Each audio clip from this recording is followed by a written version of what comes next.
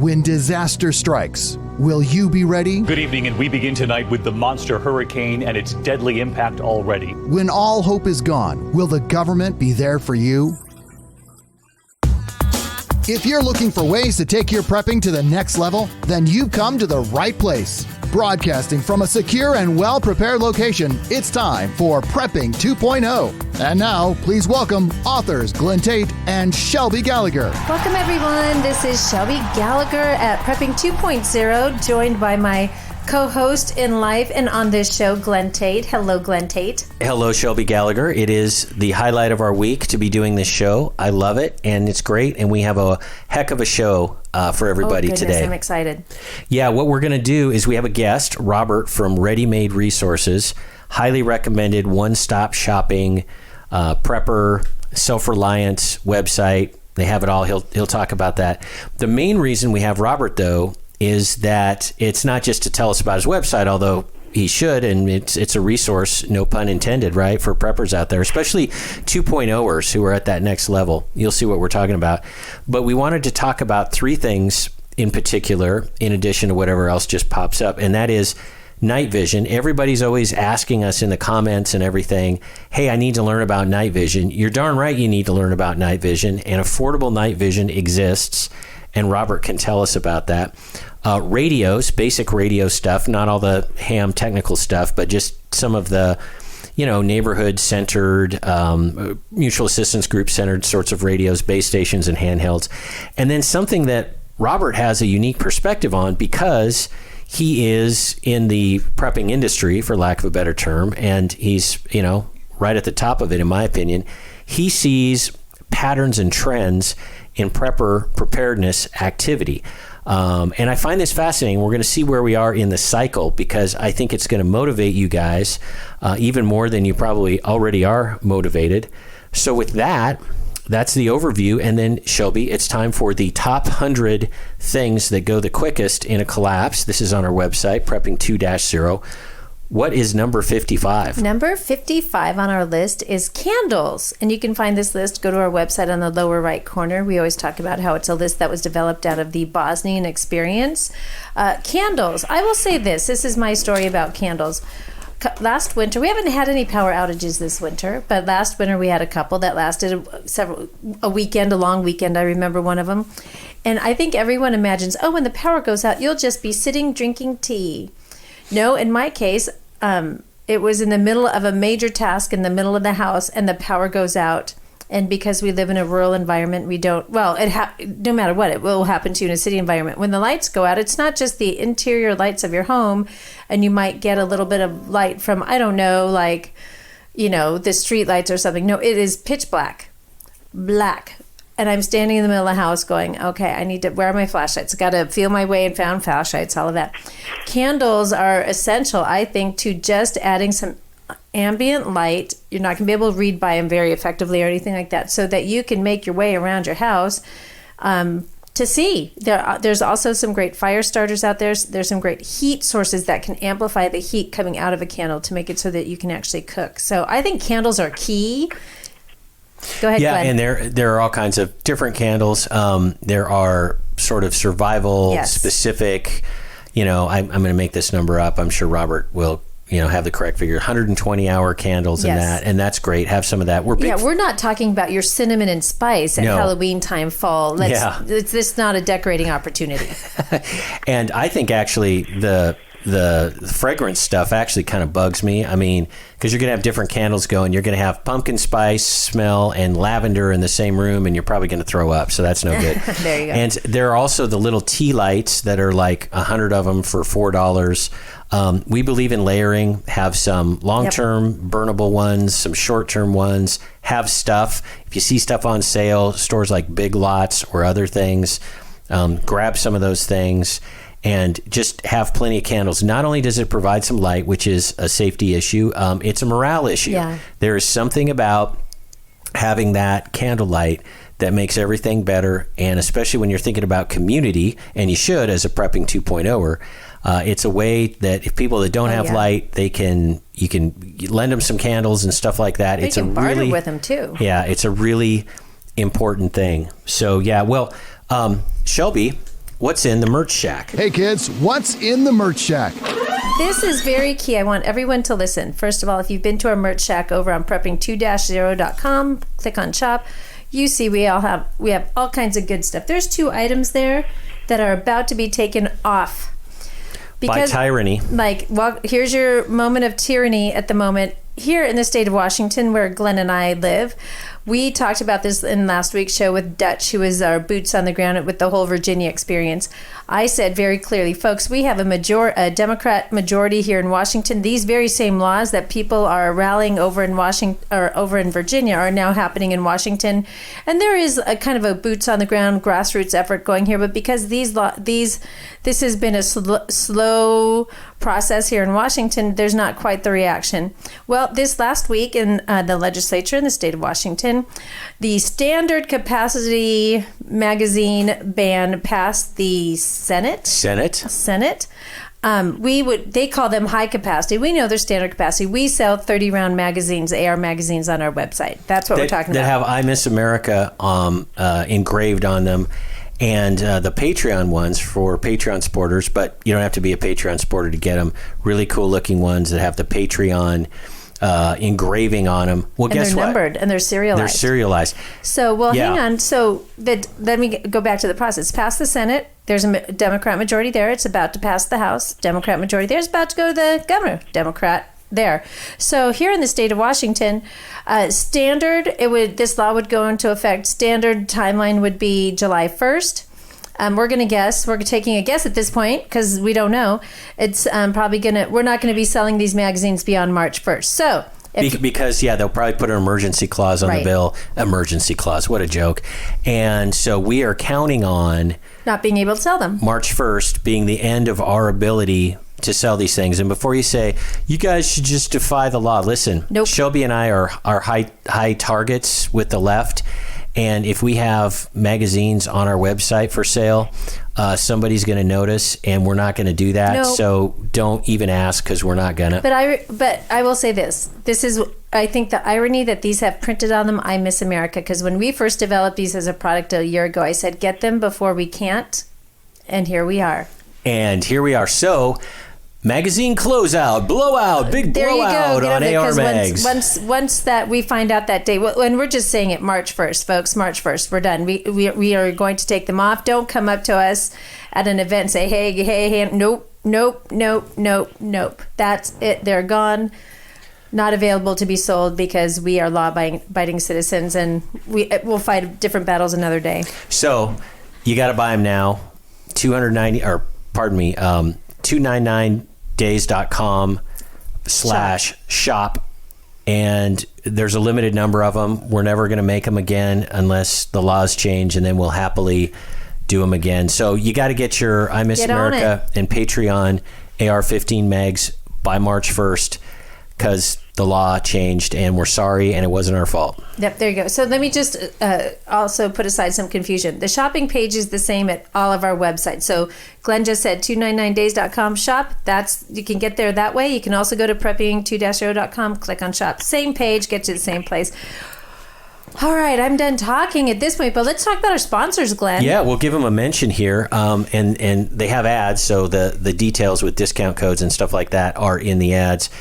EMP Shield, love those guys. They've actually invented a device, and it's been tested, that shields whatever it's wired into from an EMP. Numana Foods, long-term storage, freeze-dried, 25-year storage, bulk portions, great for kind of that family size, portion. It's not Mountain House. That's really good for camping. That's kind of a single serving. We also have Cati Armor, CATI, which stands for Come and Take It Armor. And they make steel body armor that has anti-spall coating. And Backwoods Home, which is this great magazine Shelby and I have always loved and got a hold of them, and now we love to talk about them. So those are the 4 quick sponsor mentions. We try to get the administrative stuff, as I call it, out of the way and get on to the guests, but we have a couple more. There's so much going on is the thing. There's so much going on. PAM Radio, PAM Radio, stands for Prepper Amateur Radio. It's going to be out maybe even by the time you hear this show. Go to pam-radio.com. So pam-radio.com and reserve your free copy. It's a flashcard phone app that tells you all the practical stuff you need to know about radios and none of the stuff you don't. It's not hard. It's not a ham radio test. It's super easy. As long as you are literate in English, you're good. You don't have to golden. be literate in all the things ham radio. And no, you don't even have like to know that. science, because it's overwhelming. I intentionally took the science out of it because I don't even like science, right? Another quick mention, KHNC is an amazing conservative radio station in the Denver area. And they were nice enough to ask me to do a 1-hour show every week. I have a Friday show there.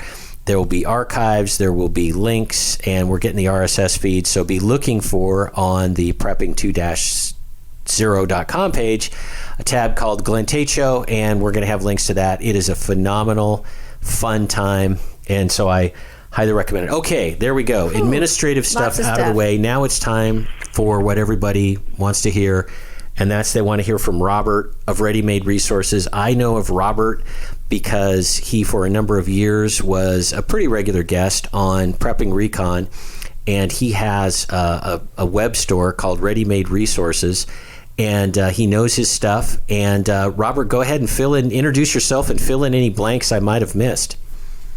Well, I started this business in 1992, and first of all, thank you guys for having me on. I really appreciate it. I think we're going to have some good things to talk about today. In fact, I was just putting your terms to an analogy I use, which I'll explain in just a minute. But like I said, 22 years in business. One of the things we do, I've had a lot of experience in life, a lot of experience in security and personal safety. I've traveled, throughout North Africa, Middle East, Asia, Europe, every kind of the place you never really want to go to. And you learn a lot of things that. And plus, I'm an amateur radio operator. I've been doing that for quite a while. And, I think a regular prepper. I've been able to train with some very, very good people tactically as far as the tactics, which, you mentioned the AR-15 thing. A lot of people own AR-15s, but if you're not training tactically with it, not just standing there shooting paper, moving, shooting, learning drills, learning to shoot in combinations with friends, maybe we'll shoot, we'd call a bounding drill, those types of things. I think you're really, doing yourself a disservice because in a dynamic environment, in a dynamic world, you're not going to be standing there shooting at paper. You're going to be shooting at moving targets. And anybody's ever tried to shoot at a moving target, it gets a lot harder. That's what they tell you in an active shooter situation. Get off the X. Don't just stand there. And like when they herd all these people into one, corner of a room, well, that's insanity on steroids. You want moving targets, moving people, because it's harder to hit them. And so, as somebody who would train with an AR-15, and you will want to have that type of environment, and then create stress in that environment. We've had some people here that just to tell you, they get packs of like ladyfinger firecrackers and throwing them at you, whole packs while they're banging off, and they're screaming at you. Shoot a red, blue piece of steel, yellow, and you got to hit them in the order they're talking while you're moving. That's as kind of close to real life as you can get. And if those kind of drills are not every once in a while in your repertoire of training, you're going to find yourself, I think, on a dangerous end of an equation, and you don't want to find yourself there. So realistic training, environmental training is something that a lot of people don't do, but it's, to me, very, very critical. It changed the whole nature of training when we had some high-level people like Warrior Poet or James Yeager or, these different types of people starting to train you, where you're going to have a massive amount of disruption going on around you. You're going to have multiple sources of input coming into your brain, and you're going to have to be able to decipher those quickly. Well, it's like anything in life. If you train with something, whatever it is, a language, a skill, my wife's a martial artist, all those different things, the more you train in that particular arena, the better you're going to be. I used to do martial arts all the time, and everybody wants to know hundreds of different moves. I would train for street fighting people to learn 5 moves and practice those 5 moves over and over and over again. A good punch, a good kick, a good jab, a good maybe pressure lock. Learn those 5 moves over and over and over again. and you're going to find out most people don't know them, so you're going to be way ahead of them. Now, once you get those 5 moves down, if you can do more, that's great. But start with the basics, and then realize that the environment we could face, should the power go off, should the rule of law break down, is not going to be a static environment. It's going to be a very, very dynamic environment, and that's what you need to start training for. And there are people all around, if you're willing to find them, that can assist you with this. We even had one guy when we were shooting on a cold day, got a garden hose and started spraying us. I mean, it could be raining, and if you're not used to that, believe me, that was a wake-up call. And you mentioned something, and I want to tag on to it if I may. It's trends 1 and 2. If you can picture in your mind's eye a railroad track, okay, you have 2 tracks there. Let's just pick the one side. If you're facing forward, you're picking the left side as trends 1. Trends 1 would be your basics, your food, your water, those types of things that your gun, that everybody has, maybe a little bit of silver, and all the standard things preppers get, first aid kit. You could go down that list. The right side of the track is where I feel a lot of people get complacent once they've got the left side of the track fairly well to do. And those are the things, like you said, prepping 2.0 or trends 2.0 or prepping 2.0. Those are the things that people don't do, and because they're at a different level of difficulty or different level of financial commitment, and so it's easy to say I'm going to ignore those, and we don't do it maybe intentionally, but we do it because we might not like to take a test, or we might not like to spend money, on something. And I'll say this: I know guys have 5 or 6 AR-15s, but they don't have any night vision. And I'm thinking, if you've ever used night vision in an environmental situation, a tactical situation, the guy with night vision is going to take everything you own. I don't care how much food you have. I don't care what you have. The guy with night vision is going to break you down psychologically at night because he's not going to let you sleep. If it's nighttime and I shoot a couple rounds off, I can go off and sleep and eat and do whatever I want to. The guy inside the house is going to think the boogeyman's out there all night long, and you're going to start breaking his sleeping patterns up. And so we don't like to think of it, and people don't like to think of night vision because there is a cost issue involved. I will say this, and forgive me being shameless about it. Well, we do offer financing on night vision. We've come to the realization that a lot of night vision out there, it uses what's called an active IR source. That means in order for it to work, it has this great big infrared light that's glowing. You can't see it because it's in the invisible spectrum, but it's glowing. So, and it's just like if I go at my night vision at night, I have security cameras around the property that are night vision capable, and those things are pumping out massive amounts of infrared. It lights the place up. Well, picture yourself with that inexpensive night vision on with that infrared light burning. You're going to be walking around like Jingle Bells, Christmas time, with a Christmas tree. It's just going to be, you're going to be glowing, and then if you put that glowing dot on your helmet where you would helmet mount it, that glowing dot is kind of like right on your forehead. Not a good thing in my opinion. And so I would consider, the I think you called it trends, the right and left side of a track. Both are needed. And so people ask me all the time, which is more important, food and water, night vision communication? I can't say. They're both as important. Obviously, you have to eat, you have to drink. If you don't, then you die. I mean, the survival rule number 1 is if you don't have water, you don't eat food. Eating food without water is going to kill you quicker than just not eating at all. And so, that's one side of the track, and the other side of the track is the things we tend to ignore or tend to deal with after we've got the left side of the track taken care of. Does that make sense? Well, it sure does. And I agree on night vision. I remember my journey. I've been doing this for 10 years, and so has Shelby.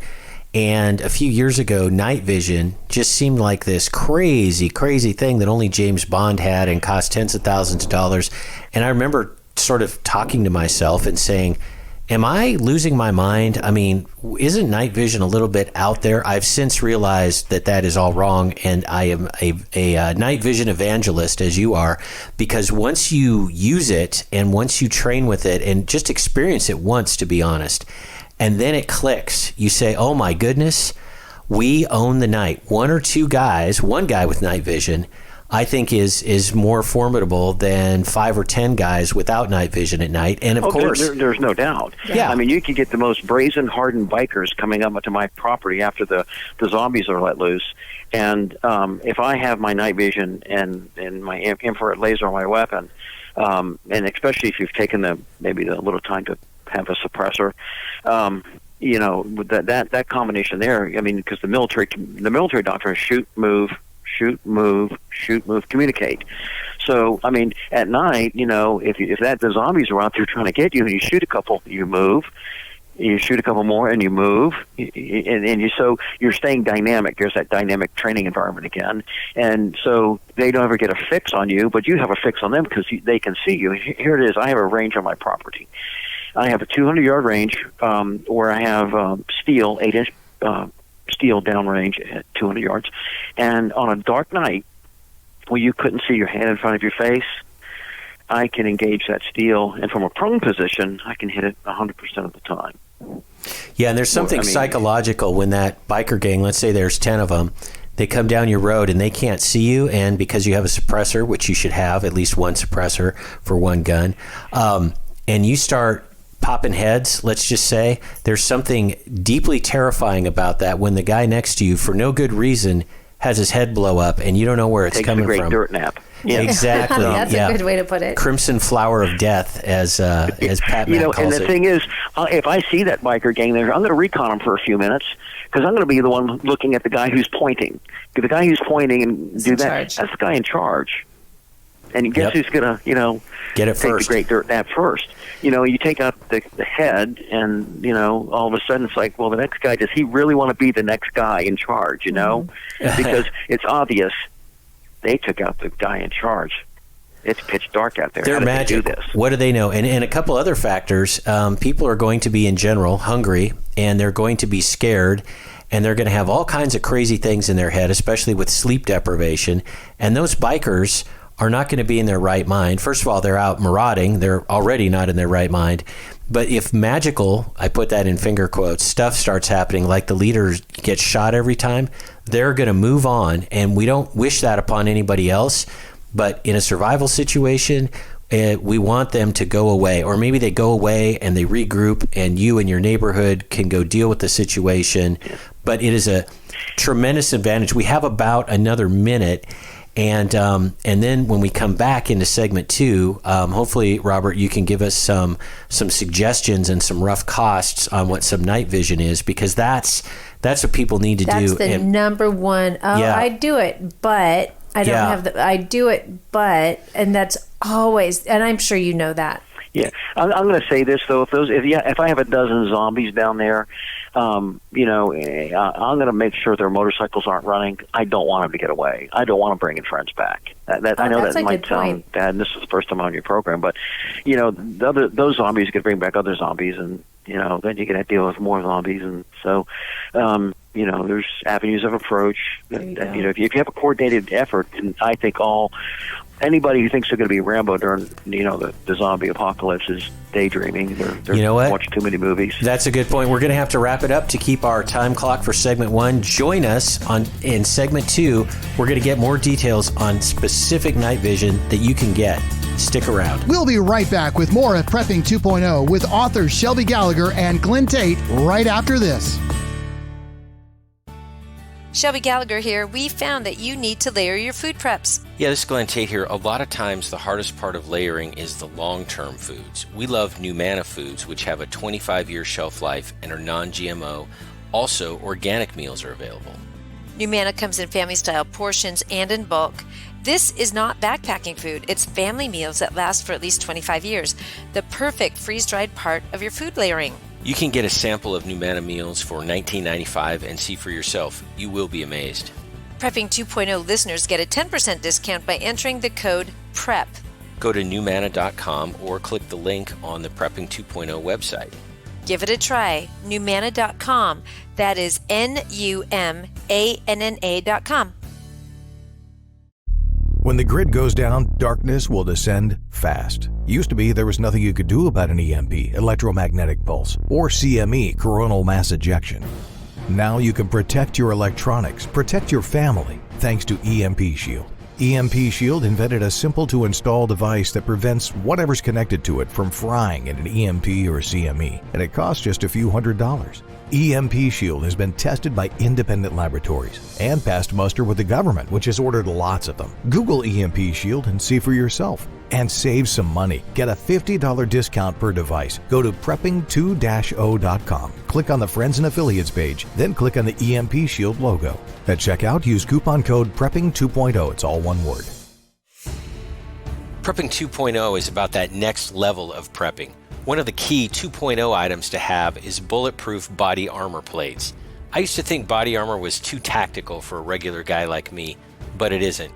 Give yourself, your family, and your team an unfair advantage when bullets are flying. Body armor used to be expensive and hard to get. Not anymore. KD Armor, and that stands for Come and Take It, makes solid and affordable body armor for normal people. Get body armor while you can. The clowns in Congress are trying to prohibit future sales. KD Armor is the place to get it. CATI Armor.com. Prepping 2.0 listeners get a 10% discount when you use the coupon code GRANT. PrepperNet, where preppers unite. Looking to meet other like-minded people in your area? Looking to start your own prepper group? Already have a group? Join PrepperNet.com. PrepperNet has gathered the biggest names in the industry to help unite preppers everywhere. Join John Jacob Schmidt, Scott Hunt, Dr. Bones and Nurse Amy, Glenn Tate, Shelby Gallagher, Charlie Hogwood, Samuel Culper, Survivor Jane, Rick Austin, Franklin Horton, Ryan Mitchell, and Brian Duff. Our team is united. Check us out at PrepperNet.com. PrepperNet, where preppers unite. PrepperNet.com. And we're back with more of Prepping 2.0 with authors Glenn Tate and Shelby Gallagher. Welcome back, everyone. Shelby Gallagher here with our guest, Robert from Ready Made Resources, talking about night vision and how it's really effective in the zombie apocalypse, which I love. And what I love it. One thing that, and I know Robert will assist us in this, that I think is really cool about night vision, and Glenn and I have talked about it a lot, is that it's a perfect Prepping 2.0 topic where, and we talk about this with lots of different products, where 10 years ago, for an average prepper to purchase night vision, totally out of the financial range of possibility at all. It's one of those things that's come down in price. It's much more easy. It's may not be affordable for everyone, but my goodness, the technology has gone up and the price has come down. And so I want to just give this stage to Robert and tell us, because he knows night vision like none of our other guests have. Robert, tell us your thoughts on night vision. Okay, first of all, I want to say this. You have to be a legal American citizen to purchase it. And you cannot take this out of the country for any reason whatsoever without written permission from the United States State Department. If you get caught, you will go to a federal cage. I mean, wow. Serious stuff. If you buy it, planes, trains, automobiles, hiking, no, don't take it out of the country. So I want to say that. And if you go to my website, you'll see it plastered all over it. I was talking earlier. There's a thing what happens when people get scared. You get massive amounts of norepinephrine and adrenaline kicked into your system. Imagine this: your body wants to go to sleep at certain times of night. I mean, when the sun goes down, we have a natural biological clock that wants us to go to sleep. If you keep past that, you'll notice around 11, 12. You get tired, you want to go to sleep, and around 6 o'clock in the morning, if you've stayed up all night, you're going to really be catastrophically tired, fatigued, and you're going to start losing mental capacity quickly. And imagine adding on top of that crash because the norepinephrine and adrenaline lasts in your body about 2 hours, and then you crash off of it. Imagine timing those two things together. Now, I can tell you I've had that done to me, and it is absolutely a horrible, horrible feeling.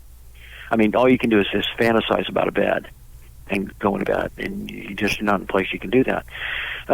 So the night vision is absolutely, to me, if you don't have it, it's going to severely compromise any other and all efforts you make, because half of the day is night, and bad people come out and do bad things at night.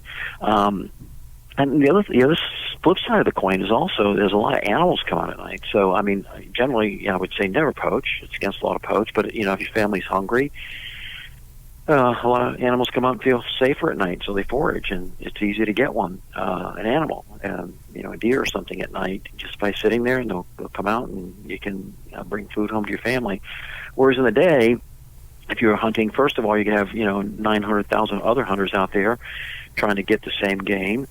But if you had night vision, see, they won't have that capacity to hunt at night. You will. Imagine also that if I want to turn all the lights off in my car and drive home, I mean, that makes a much harder moving target if no lights are on in the car. You have a kill switch, brake lights, everything go off. Now, again, we don't do that during normal times. You don't want to be pulled over by the state police driving your car at night with your headlights all off with night vision on. You're going to probably have some interesting conversations with that guy, if not more the same. But in a time where the rule of law is broken down, being able to drive a car, which you can with modern night vision, to me is a critical skill, a critical capability to have.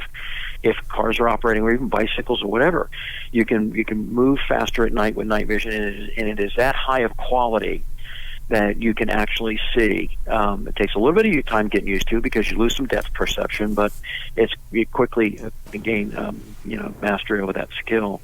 You can also perform functions on people. Let's just say one of your friends was injured. You don't want to turn a light on in the middle of the woods. It's something called light discipline. You want to maintain light discipline. So I can actually see good enough to do whatever I need to do on him. If it's within reason, obviously I'm not going to do open heart surgery on him. But if he's cut or has a bone that needs to be splinted or something like that, I can do that with night vision.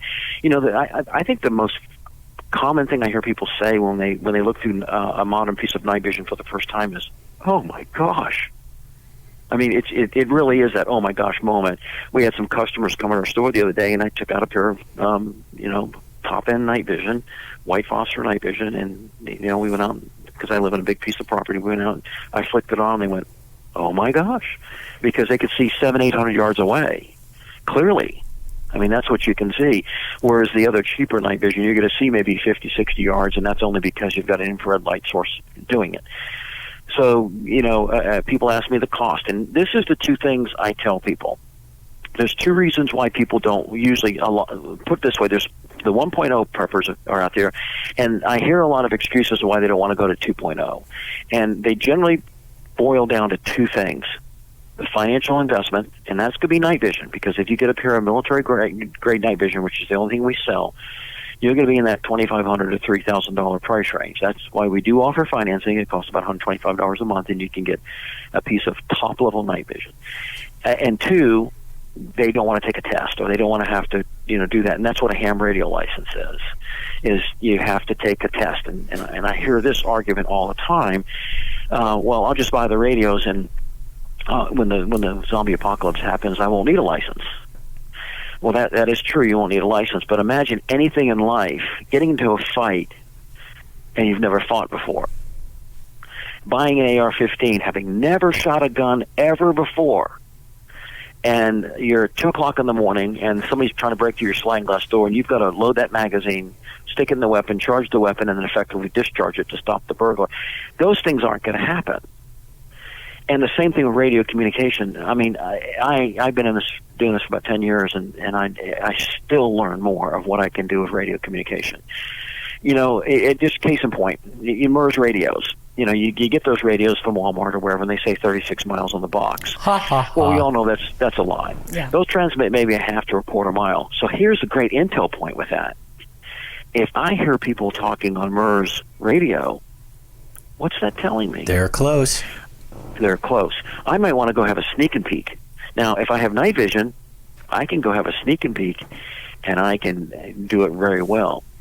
If I don't have night vision, I'm going to probably have to go during the day when we're on parity, level ground, not knowing their capabilities. Now, if I can go at night and do that sneak and peek, and I can direction find them, that's another thing you can do. I know I'm breaking off a little bit here, but it's called DF and direction finding. It's very, very simple to do. I mean, I can show someone how to do it with the right equipment, and it's not expensive equipment. It's actually fairly inexpensive equipment. I can show you how to DF, direction find, very quickly. And then, there's all kinds of things you can do. If we have the time, I'll go into it with the communication. But that's what night vision does. It is a force multiplier unlike anything you will own.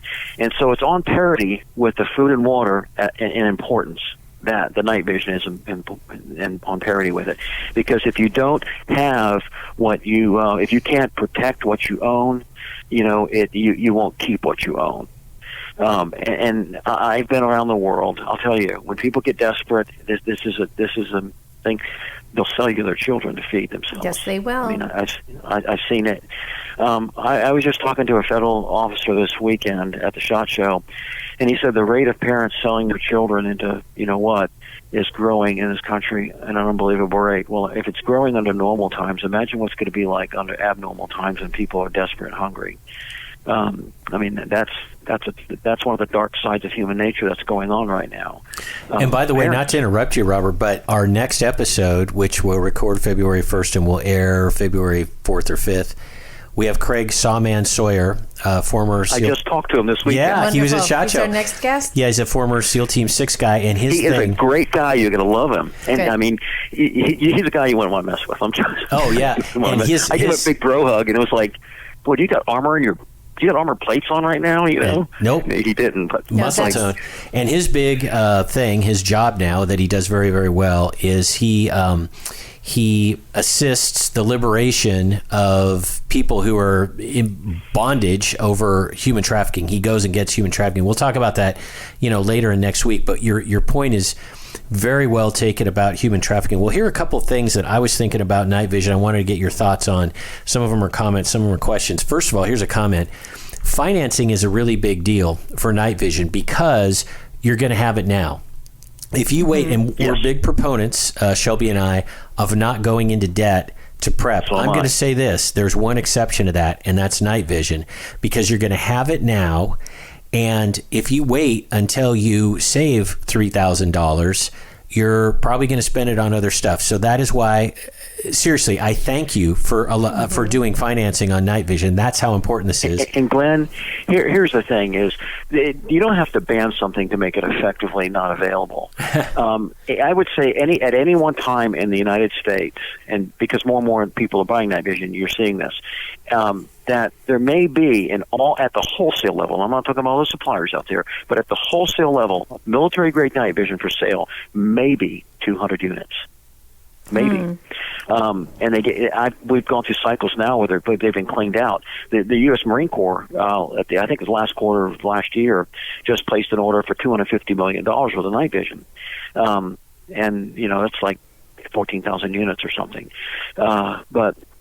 And those are binocular units, I think they're getting. So I'm not sure, so don't quote me on that. But I know that $250 million is accurate. So, there's only a certain amount of this stuff out there. And, if you want it, you need to get it. And I don't say that to sell it. I really don't. I just say that because I just know what it does for you, the ability. And then when you marry that with communication, and, if I'm out, sneak peeking, and I have a radio, and I have someone back in my house that can hear and communicate back with me. You want to use strobe mics, earbuds, that type of thing. You don't want to have open communication. But, I can start relaying data back and forth. I can start filling in my team because you can get radios really cheap, and filling in my team with intel. I was saying, Sue said, all war is based on deception. And so that's the first thing. If you're going to be effective against people who are trying to mirage you, you're going to have to have intelligence against them, and you're going to have to deceive them. And there's no better way to do that than with communication. I mean, I could go in here right now and just go to YouTube, and let's see if I can get it real quick. But I could play a JTAC message. It's Joint Terminal Air Controller. Yeah. And right here, you can hear it just real quick. Turn this volume up.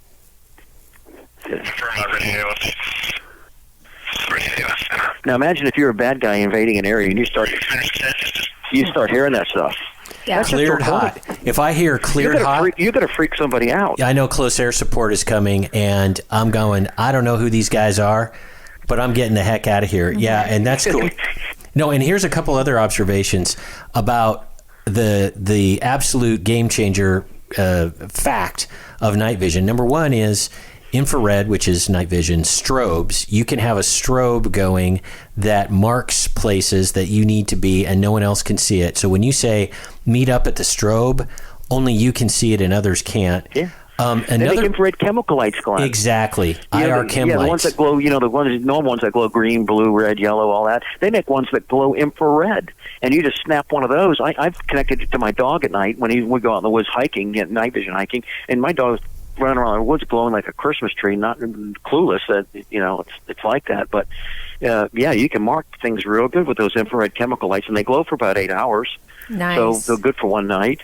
But yeah, you can mark a good guy's vehicle so it doesn't get shot. Again, no one else can see it.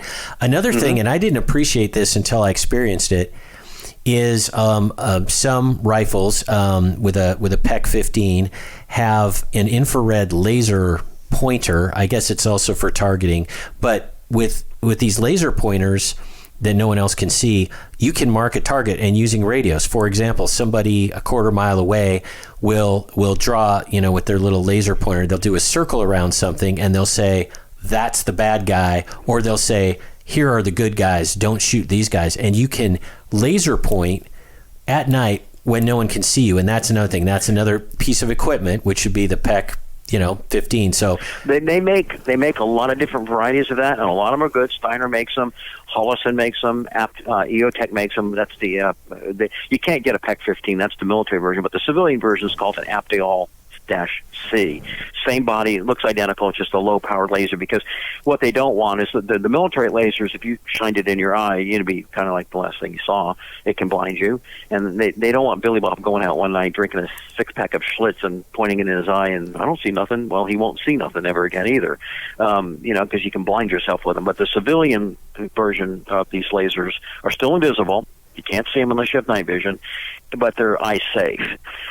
So, you can reach out 700, 800 yards of one of those lasers. So it's totally effective. You're not going to be engaging things that far away anyhow, but you could definitely, do that circle thing showing, what it is. Those infrared lasers are a must. And again, doing those 200-yard shots at night, and I was mentioning earlier, that's with a infrared aiming laser. Just once you sight that laser into the weapon, most people do a 50-yard, which is the Army sighting, or a 37-yard, which is the Marine Corps sighting, because that gives you the 50 gives you, with a 5.5 grain bullet, a 200-yard common shot, and the 37 gives you a 300-yard common shot. So either one of those gives you about a combat effective hit out, about 300 yards. So you sight that thing into your weapon, and you can gangster shoot with it, over your head. As long as that laser is touching what you want it to hit, it's going to hit it. It's amazing. That's the beauty. Wow. You can hip shoot, you can do whatever, as long as that laser's on that target, and the person won't see it, or the deer won't see it, or whatever you're trying to shoot won't see it. The zombie won't see it, right? No, zombies have no rights. Well, and another thing I wanted to mention, we've been talking about infrared IR night vision. Tell us about thermal imaging, because this is also cool, and this is something people confuse them too. Yeah, they confuse them. What's the deal with thermal, and how does it differ from IR night vision? Okay, well, it's very simple, and people confuse them often. Thermal is based on heat. You can use a thermal unit during the day because it just picks up heat. That's what it does. It registers heat signatures.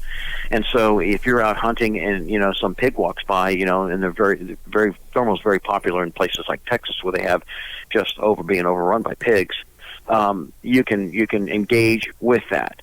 Now, let's just look at the military budget. The military budget spends most of the money on special optics on night vision for the ground troop. And the reason is because now, even though thermal's coming a long way, you generally don't have good facial recognition. You do have good facial recognition with night vision. It's harder to hike or drive with thermal, and like I said, it's coming a long way, but it's still not there yet. With night vision, you can hike through the woods, you can hike home at night, and that's another thing we haven't even talked about, bugging home at night. Oh my gosh, it's going to be so much safer walking at night when you can see, because everybody else will be asleep, rather than doing it when everybody else is walking home. But anyhow, so you can walk at night, and then again, back to the thing is, if you have an injured buddy, you could perform some basic, first aid functions on them with night vision. So overall, I would say your first special optic should be night vision. Now, if Agreed. you're out specific going hunting hogs or something like that, if you're in Overwatch and you're trying to get the long range shot, the thermal's great, yes. They depend on which ones you want. The night vision, I think, is more cost effective, and like I said, I tried to describe, it solves more nighttime problems than thermal does. So, everything's an equation. When you look at it, intelligence is bringing it in, turns into an equation. This plus that, we can do that. And so night vision, I think, solves more of those equations than the thermal does. But if you specifically need a thermal, the thermal is great. I've shot with thermal. But even with night vision, you can get a good rifle. We have buddies, we shoot 1,000 yards at night and hit, 12-inch piece of steel 1,000 yards away. One of the things I like thermal for, and it is not nearly as common as the uses of night vision, so I completely agree. Night vision, if you have to get one, certainly do it. It takes care of, I'm going to make this number up, 95% of circumstances. The 5%, especially in wooded areas like where we live, is maybe even with night vision, you can't see someone or see an animal, but hiding behind the woodpile, classic example. You can't see with night vision if somebody's behind the woodpile, but depending on what kind of thermal you have and what kind of temperatures, ambient air temperatures you have, you might be able to see a heat source behind the woodpile, which could be very helpful. I've taken that out and run that before, and it is problematic. If they're behind it, generally the heat source is not that large because the radiant pattern you see through the thermal does not proliferate out much past the heat source itself. Am I making sense with that? Oh, yeah. Yes. So if someone was, if I'm 18 inches wide and I'm behind a 20-inch tree, yes. But then, I'm not going to stand still. I'm going to be moving, reconning, keeping my head on a swivel. If I have two night visions, then we're going to be doing a flanking pattern so that I'm going to be able to get that, cross-sectional view. And hopefully that doesn't happen. But, with thermal, I hear that a lot. But again, it's not going to radiate out as far as you think it does or someone it does. It's one of those things that I default back to having done both. I go back and look. Let's just look what the U.S. military is, which is a very, very effective military. What do they give the average foot soldier? They give them night vision. Yep. Because, again, it solves more of those nighttime equations, the problems. Exactly. So we have good night vision in the $3,000 range with some financing. Are there other things? Because we have about 5 more minutes in the regular show, and then we'll go in the after show and talk about a ton of things. Actually, let's do this, if you don't mind. I'm going to switch gears a little bit. 5 minutes or so, describe to folks what some radio setups would cost. And I'm going to say, because we're talking to Prepping 2.0ers, maybe like a base station and 5 or 10 handhelds for your team and kind of that tactical operations center that you were talking about. Let me give a preamble to that, if I can.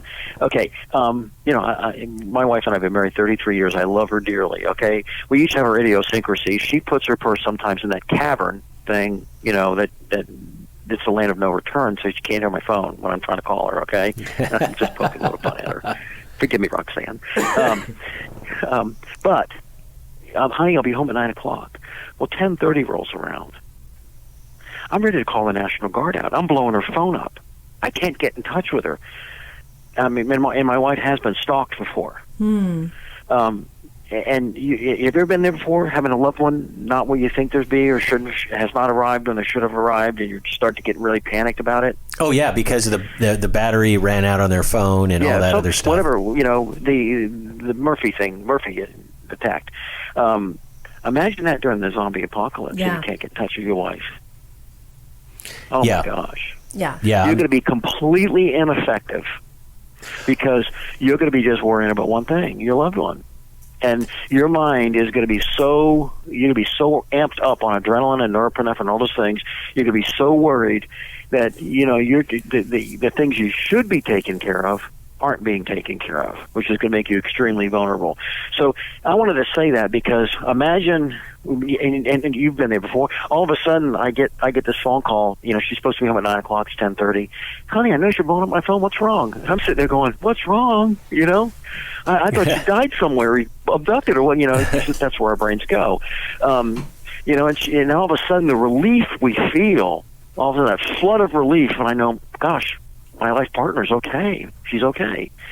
Now, imagine being able to do that during the zombie apocalypse. All of a sudden you can communicate with those you love most and know where they're at, know what they're doing, and being able to talk to them and devise a plan so that you guys can, link up. That is going to be, again, priceless. That's why I said the 2 tracks of the train, night vision, comm, food, water, they're both as important. So, with that said, going into your question, people can get into Baofeng radios, and Baofeng takes a lot of rap, but they're actually a fairly good radio.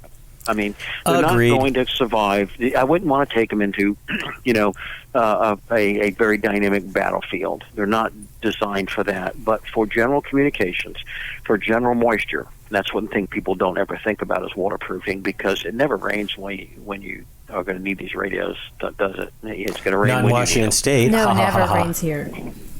Yeah, and so it never rains. And so, we don't have to plan for rain because we only train while it's sunny outside, going back to my first statement. You want to train in a dynamic environment. It's going to rain when you need it to. You're going to have to use those radios when they're sopping wet. Is the radio going to work?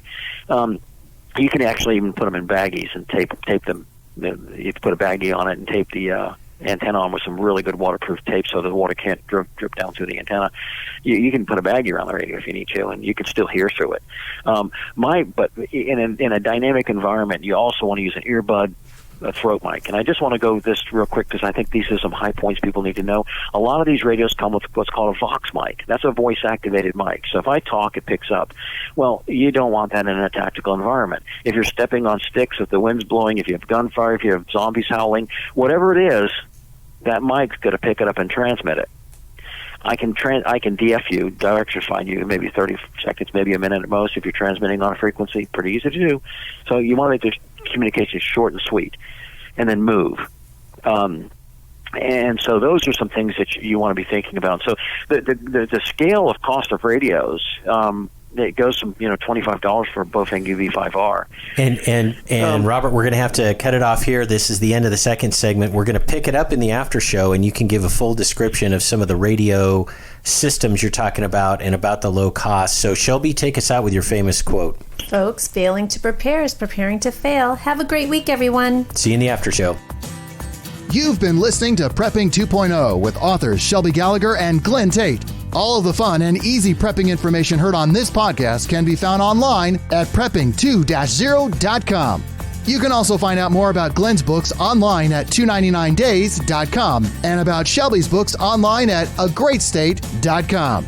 Until next time, be smart, be safe, and be prepared.